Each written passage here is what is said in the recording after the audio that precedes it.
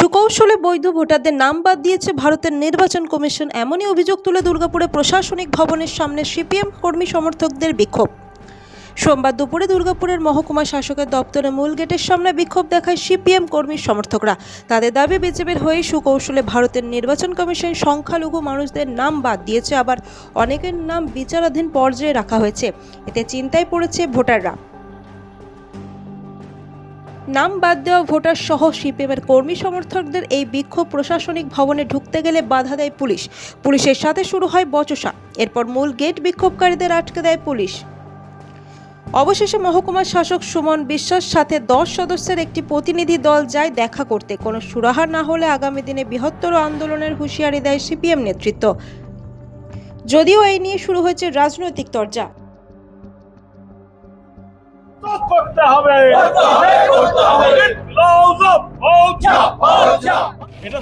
28 তারিখে নির্বাচন commission voter list publish করেছে।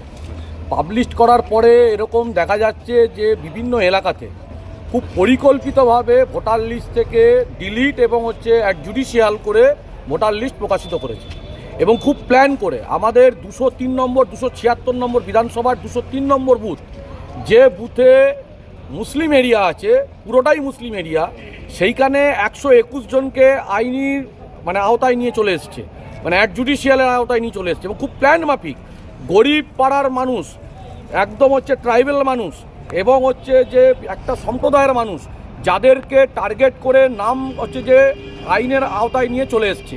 আমরা বলছি কোনো বৈধ ভোটার তাদের নাম বাদ দেওয়া যাবে না। এই যতই আজকে আইনি আওতায় নিয়ে চলে এসছেন, অথচ আরজি কর থেকে শুরু করে পশ্চিমবাংলায় যে ঘটনা ঘটেছে সেইগুলো আইনি আওতায় আনার পরেও তারা বাইরে ঘুরে বেড়াচ্ছে। হ্যাঁ, আমি এইমাত্র খবর পেলাম মহকুমা শাসকের দপ্তরে গিয়ে মার্ক্সবাদী কমিউনিস্ট পার্টির যারা আছেন তারা বিক্ষোভ দেখাচ্ছেন। নাটক করে কি লাভ? আপনাদের 2014 সালের পর থেকে সিপিএম তো ভোটটা বিজেপিকে বিক্রি করে দিয়েছে। সন্ধ্যাবেলায় যখন মিডিয়াতে বসেন তখন কিন্তু তৃণমূলের বিরুদ্ধে এসব কথা বলেন সবসময়। আবার আপনাদের বাড়ির মেয়েরা লক্ষ্মী ভাণ্ডার থেকে শুরু করে স্বাস্থ্যসাথী কার্ড থেকে শুরু করে ছেলেরা যুবসাথী প্রকল্প থেকে শুরু করে সব তো আপনারা ভোগ করেন। কেন এরকম করছেন? এসআইয়ের বিরুদ্ধে আপনি কথা বলুন যে 10 জন এলাও করুন।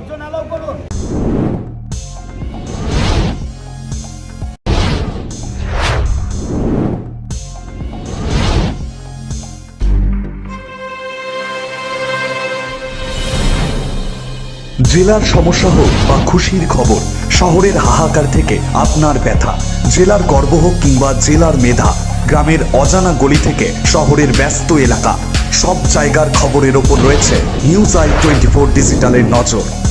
News I 24 digital.